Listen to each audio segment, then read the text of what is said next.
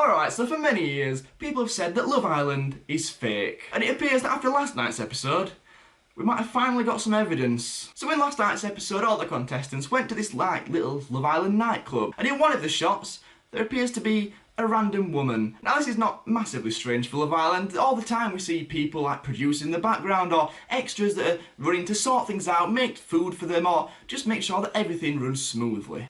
The only problem being that this woman has already appeared on the show. See, 2 or 3 days ago, Tommy, Anton and Jordan all went on a little supermarket shopping spree. Now this was incredibly fake and forced from the outset because they're all wearing those like boo-hoo man things on the chest, which is product placement. They've paid so much money for that to be there, I dread to think, but I mean, get your money, just do what you want. It's like when they all wear those caps that says either R or F on them. It's a little bit cringy, it's really forced. But anyway, they get to the till, to the cashier, after doing a very strange shopping spree, and they meet this woman. If you recognise her, then that's good. You've not got short-term memory loss. Because it appears to be the woman that I just showed you about 30 seconds ago. The problem with that being that she either is a very hard-working woman who works as a cashier, as a person behind the counter on a day, and then at night she is a Love Island extra. She helps them out. Now the chances of that, and being in the same place, and being a local as well, are extremely slim. So basically what's happened is the Love Island producers have found this woman, it's just a normal person who works for Love Island, who works for ITV. They've placed her in this shop, they've taught her how to speak Spanish for the sake of how much the shopping cost, and then they've also put her serving behind the bar. Considering how much Love Island makes, how much money ITV have got to play with for this series, why they didn't just employ one person just for an hour, it wouldn't be much. I've no idea. How they thought they'd possibly get away with planting the same woman in the shopping spree thing where Anton gave his number to her. It was a pretty big thing at the time. It was all like 2 or 3 days ago as well. People don't forget that quickly. And then put her in the scene where she's serving someone at the bar. That's brave. But that's not where all the fake accusations end. Earlier in the series, there was a girl on the show called Wadey who left after about 3 or 4 weeks. Now she had to leave because she was unfortunately single, she wasn't coupled up with another boy in the villa. It wasn't because she was a shapeshifter, although this scene would have you believe that she is. In this scene, she's sat here, and then moments later, she miraculously moves places, and is now sat here. That's not dodgy at all. You'd think with the amount of money and the amount of people that are working on this series, they'd be able to check and say, that doesn't look right. They'd just employ like 20 people just to watch the episodes and just to notice any inconsistencies.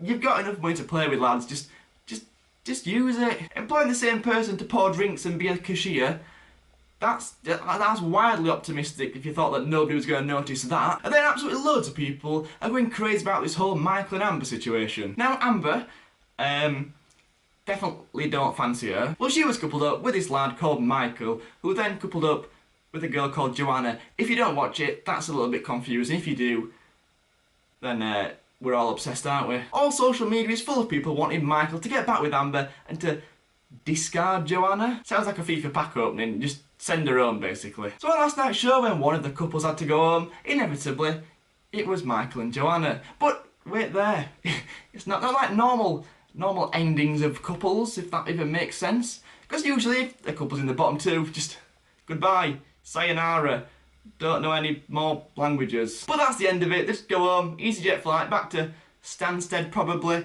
and that's the end of it. They've had the 5 minutes of fame. Don't worry, on the old Instagram, they'll be doing some teeth whitening products for about 6 months until they become completely irrelevant. But that's it. Goodbye. But no, that wasn't the end of it, because they're not both going home.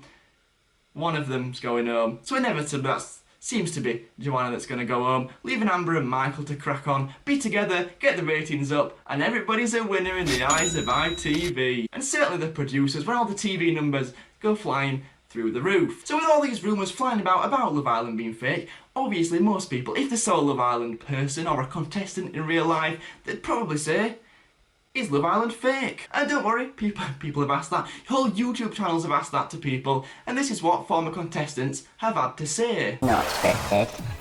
I mean, there's nothing that we have to talk about, but again, if you've got to think of Love Island as a show, and it has to kind of tie in together. So if there's a scenario that's happened, say between me and Jack, and they need it to be spoken about, they'll get me and Alex to walk off. They'll say to me and Alex to walk off and have a conversation about what's happened. So it's not just bitty, but it's not scripted, no, at all. It's all kind of from the heart. Now hopefully you've just seen some evidence.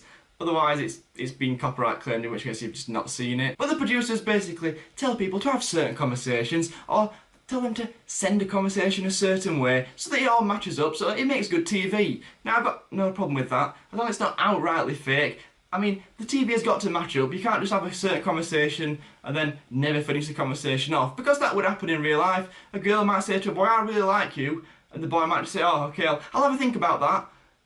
That wouldn't make very good telly. You need the boy to respond in order to make the conversation flow and to make the story make sense. But all this evidence is not just stuck to this year. It's not just 2019 Love Island that is allegedly fake, because 2018 Love Island had arguably even more evidence that they fake it. So on the last series, or it might have been the series before, there was a girl called Georgia who was coupled up with a lad called Sam. And I can't exactly remember what happened, but it was something about her losing her entire nails, like all 10, within a couple of seconds. Now, I'm not sure if they have some wild animals, some wild birds of prey in Spain or Mallorca, and they go and bite each one off within an instant. They're a bit dodgy though. There have been other contestants who have said things such as this.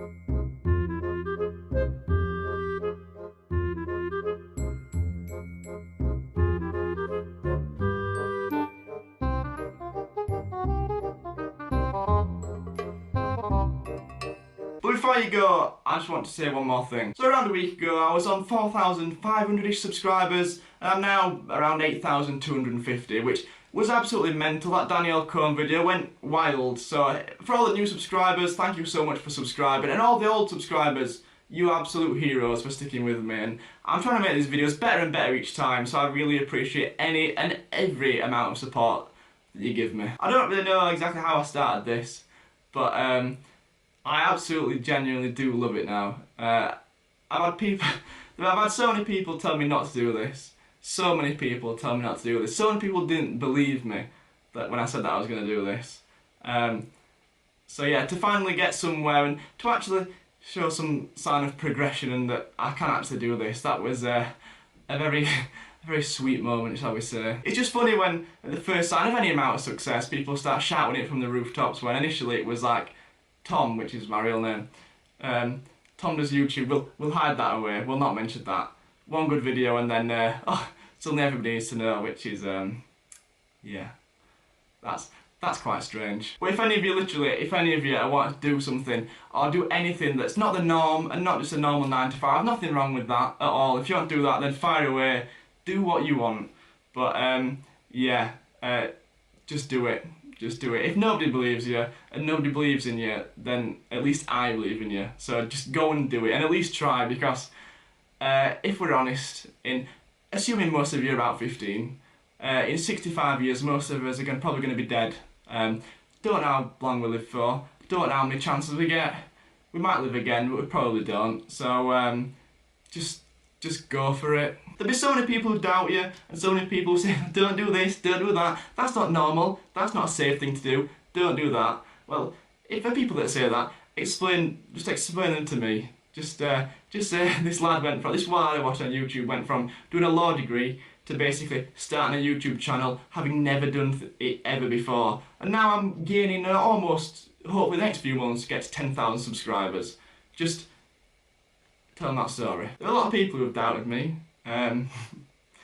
Doubt me now. If you want to follow me on social media, then it's at WadeyTC. Literally just send me a message, just any message, I will reply to you, guaranteed, every single one of you. Because I don't get YouTubers that don't do that. Now some people can't when they've got like millions of subscribers, you can't do that. But when you're at a small channel like me and people don't have the decency to reply, I just don't get it. If you've got a live stream going, or you've got a channel going or whatever, I'll check it out, I'll watch it, I'll give you some tips, I'll give you some feedback as much as I possibly can. because I want us all to succeed. And if there's anything I can give back to you for you subscribing to me, then it's some advice or something like that. So thank you so much for watching. I hope you've enjoyed. Please like, comment, subscribe if you're new, and I'll catch you next time.